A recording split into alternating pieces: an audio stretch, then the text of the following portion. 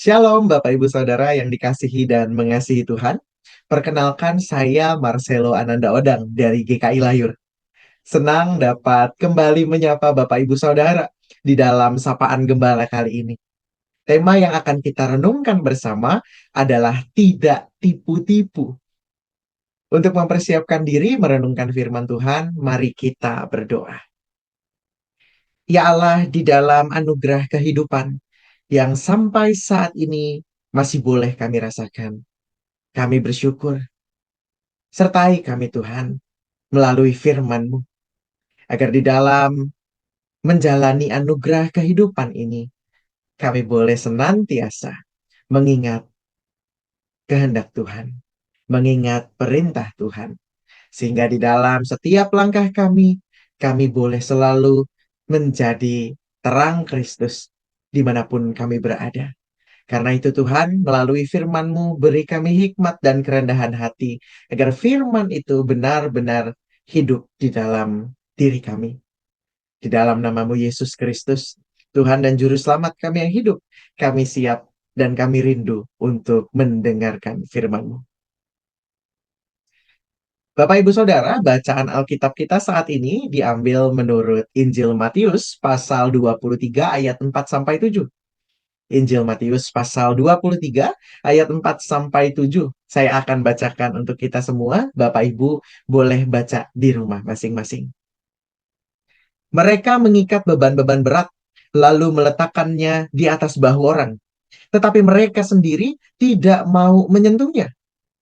Semua pekerjaan yang mereka lakukan hanya dimaksud supaya dilihat orang. Mereka memakai tali sembayang yang lebar dan jubah yang panjang.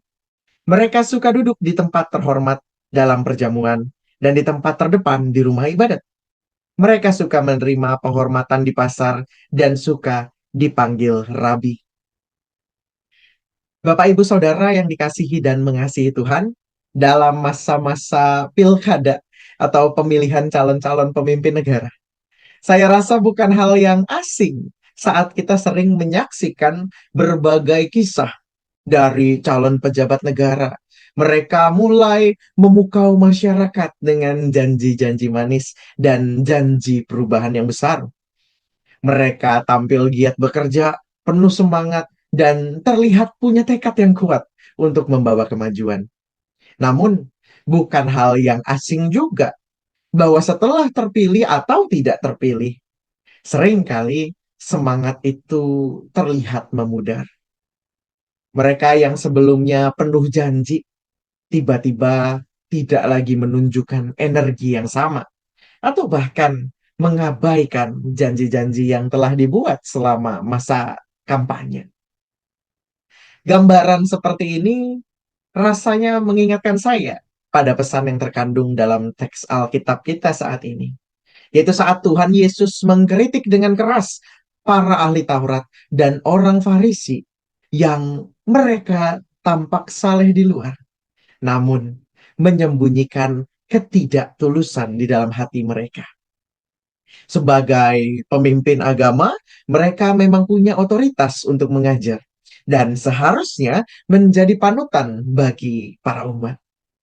Namun demikian, para pemimpin agama ini justru bersikap munafik karena perilaku mereka bertentangan dengan apa yang mereka ajarkan. Mereka giat mengajar, namun tidak mau melakukan apa yang mereka katakan. Mereka ingin dilihat dan dipandang saleh oleh masyarakat, baik melalui pakaian-pakaian ataupun aktivitas keagamaan mereka. Itulah mereka yang duduk di tempat terhormat dalam perjamuan dan tempat terdepan dalam rumah ibadat. Mereka suka menerima pujian, mereka berkata-kata di dalam pengajaran, namun hati dan tindakan mereka tidak menggambarkannya. Bapak, Ibu, Saudara, saya sangat suka dengan kata dari bahasa Ibrani. Katanya adalah avodah, yang dalam satu kesempatan bisa berarti ibadah dalam pengertian ritual keagamaan.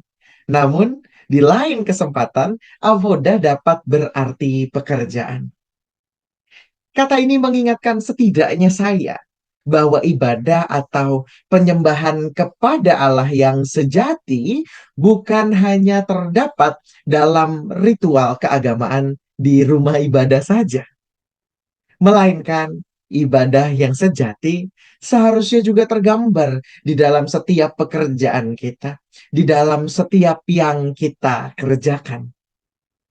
Bapak, Ibu, Saudara yang dikasihi dan mengasihi Tuhan, kesalehan kita bukan hanya ditunjukkan untuk mendapat pengakuan semata. Ia semestinya lahir dari kerinduan pribadi. Kerinduan pribadi untuk menjalin relasi dengan Allah. Merindukan relasi yang intim dengan Allah di dalam setiap apa yang kita kerjakan. Entah itu dilihat orang atau tidak. Oleh karena itu, sangat penting bagi kita untuk menilik, untuk melihat hati dan motivasi dalam pelayanan maupun ibadah kita kepada Tuhan. Janganlah hal itu dilakukan untuk mendapatkan pengakuan semata. Sebaliknya, ekspresikanlah iman kita di dalam kesungguhan untuk mengenal Kristus dan kehendaknya melalui sikap yang bijak, tutur kata yang baik, dan kesaksian yang membangun kapanpun dan dimanapun. Tidak tipu-tipu, tidak hanya untuk dilihat orang. Karena itu, selamat beribadah untuk kita semuanya. Tuhan menyertai kita. Amin.